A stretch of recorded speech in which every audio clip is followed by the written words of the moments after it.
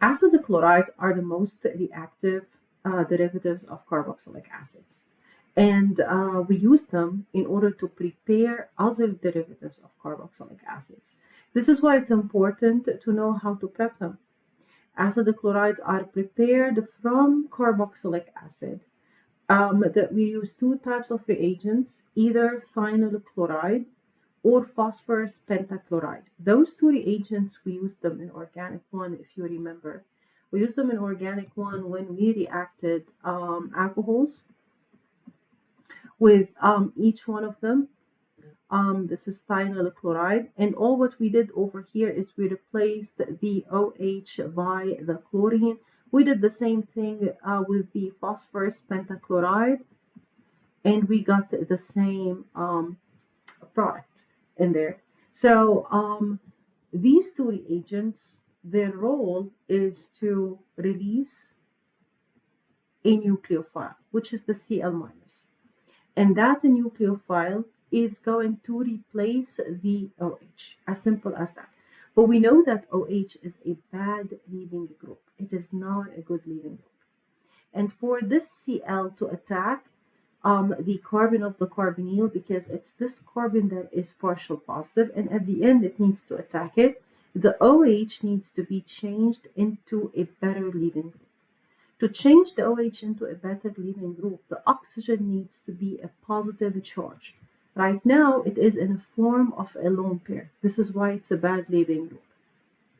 You need to change it into a plus charge in order to be a good leaving group.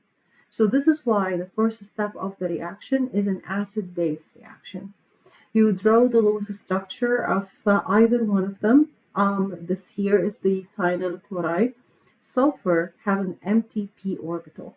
That makes the sulfur a Lewis acid. Lewis acid means that it lacks electrons. So it's going to get its electrons from the oxygen. This is why I'm labeling this oxygen as a Lewis base. The reaction is going to happen between the Lewis base and the Lewis acid. Every time I make a bond, I need to break a bond. So now I'm going to break the bond, the pi bond, form a negative charge, and then the negative charge is going to close and the chlorine is going to leave. And this is how you free your nucleophile. So this guy now is going to be your nucleophile that is going to come and attack the carbon of the carbonyl. It's this carbonyl that is going to attack. So I did over here two things. I freed my nucleophile, and then I made the OH a better leaving group by making a complex with the sulfur. So now the oxygen is a plus a charge. It is a good leaving group. The Cl can attack now the partial positive carbon. Here I have a reaction between a nucleophile and an electrophile. So this carbon over here is the electrophile. In there, every time I make a bond, I break a bond. So I'm going to break that leaving the group in there. And I'm going to get my byproduct. My byproduct is completely unstable. So this is going to dissociate into sulfur dioxide and an acid. The mechanism goes exactly the same with phosphorus pentachloride. So you draw your Lewis structure of the phosphorus and the 5 chlorines in there. And then you are going to make a complex. This is a Cl, and that is a Cl. And again, this phosphorus over here is going to be a Lewis acid. So you will make a complex between the oxygen and the phosphorus, introduce a plus a charge in there, free one chlorine, and the reaction is going to proceed exactly the same. So if you look at the overall reaction in here, all what I am doing is simply replacing the OH of the acid by the halogen that is formed from either one of those, which is the Cl minus. This is going to be my nucleophile in there. So I'm replacing it with the Cn. Remember that OH is a bad leaving group. And in this case, the nucleophile cannot attack this carbon over here, even though this carbon is partial positive because of the OH. So this is why I need to introduce a positive charge on the oxygen to make it a good leaving group so that that chlorine can attack and the complex can be. Now, in order to prepare anhydride, I need to start from two carboxylic acids. The dicarboxylic acids can either be in the same molecule. So here in the same molecule, I have two acids in there. And what I do is I heat the diacids up, and I heat them with a dehydrating agent. The dehydrating agent is the diphosphorus pentaoxide. So this is the diphosphorus pentaoxide. This is a dehydrating agent. After all, you are losing water.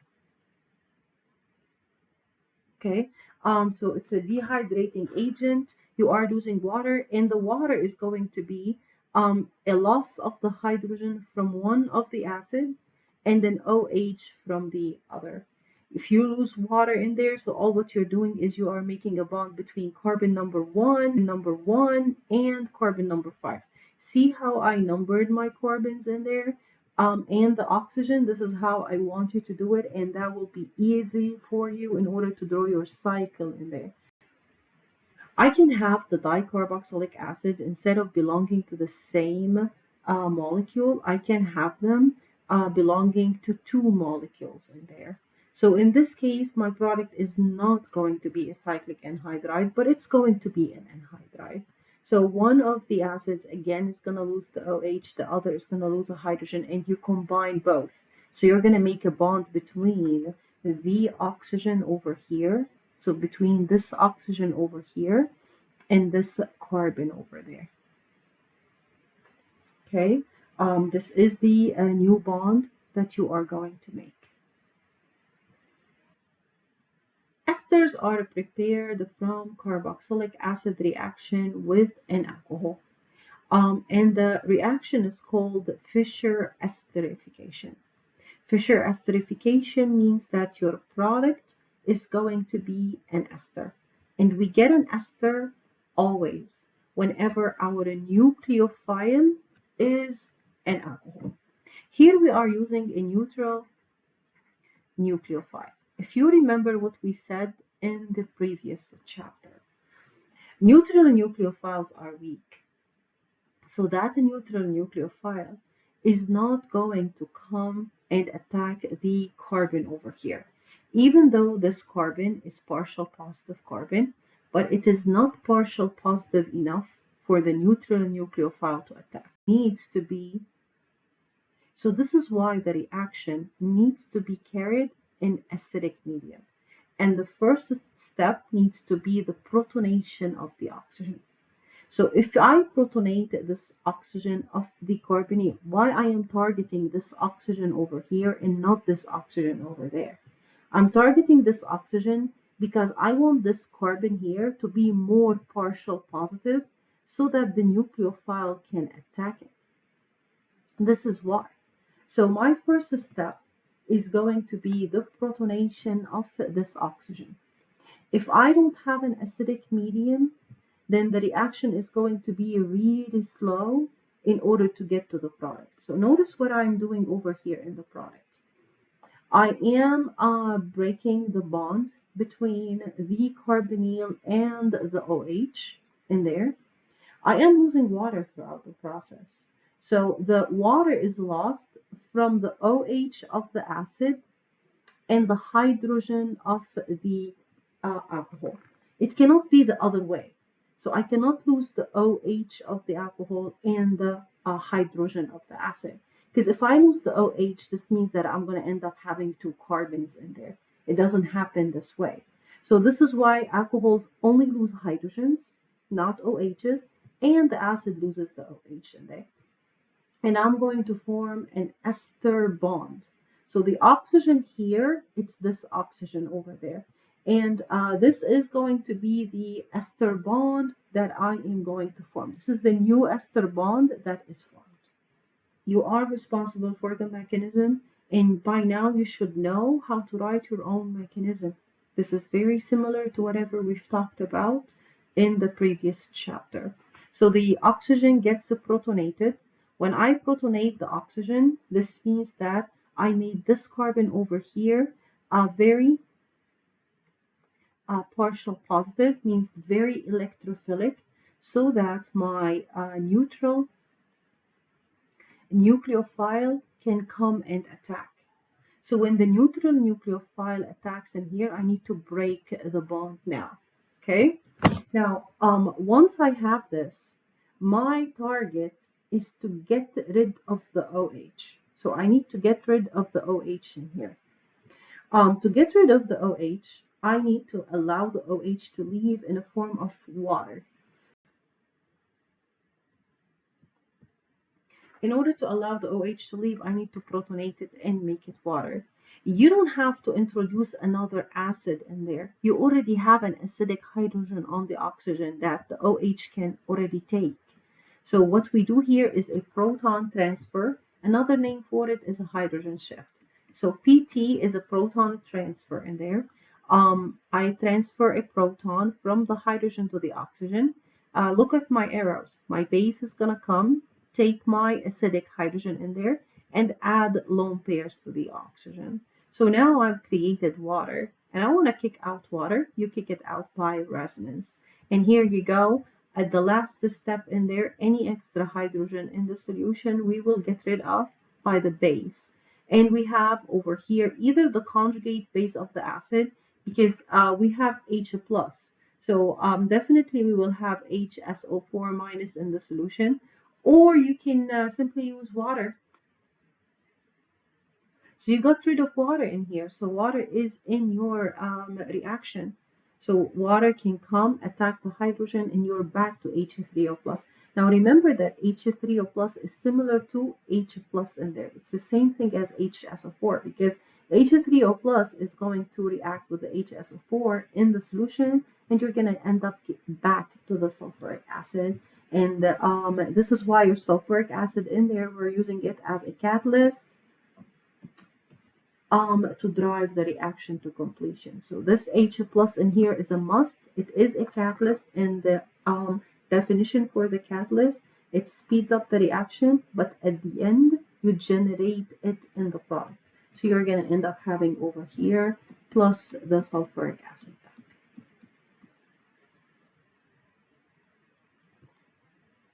So we said this reaction is called Fischer esterification. You are responsible for the mechanism of the reaction and the name of the reaction. Now you can have the alcohol and the acid in two separate molecules in there. Then you're going to end up getting your ester by losing a hydrogen from the alcohol and OH from the acid, combine everything in presence of an H plus in there. Or you can have them within the same molecule, then the mechanism is going to be an intramolecular Fischer esterification. It still goes by an acidic medium in there to speed up the reaction. But since I am using the two functional groups in the same molecule, then my product definitely is going to be a cyclic ester. I'm going to proceed exactly the same. So first step, protonate the oxygen. Once you protonate the oxygen, now the nucleophile can attack the partial positive carbon. So when you protonated the oxygen, you made this carbon over here very partial positive.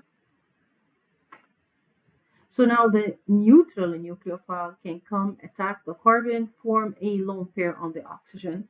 Number your carbons if you think that it's easier for you to write down the cycle. So this is going to be 1, 2, 3, 4, and 5. You have to number your oxygen because you are making a bond between the carbon and the oxygen.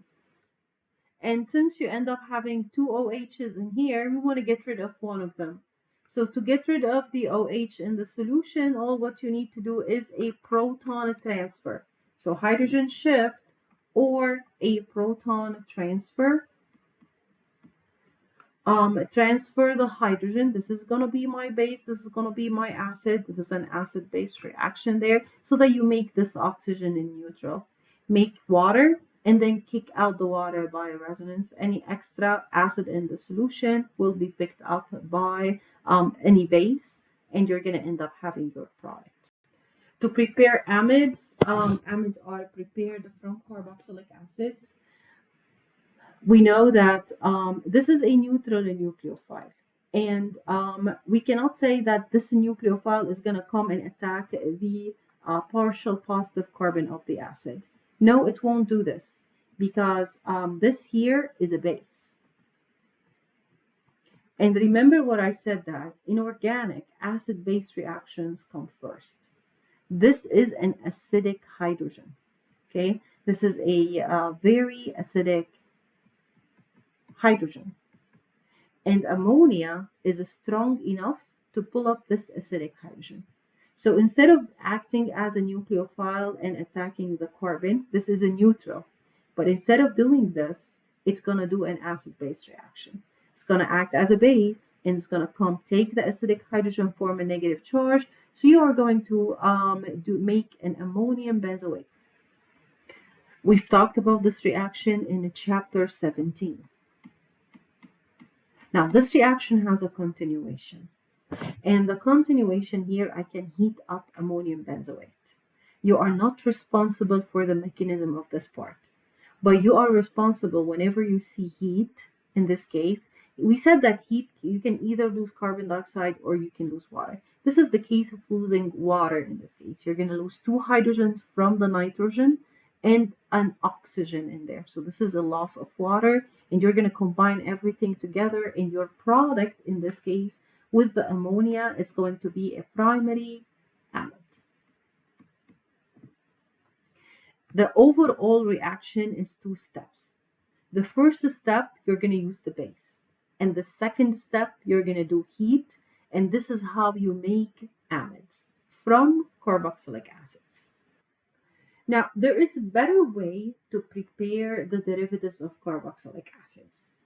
Instead of starting with a carboxylic acid, you start with a better reactive reactant, which is the acid chloride. And we've seen how we can prep acid chloride from carboxylic acid by using thionyl chloride.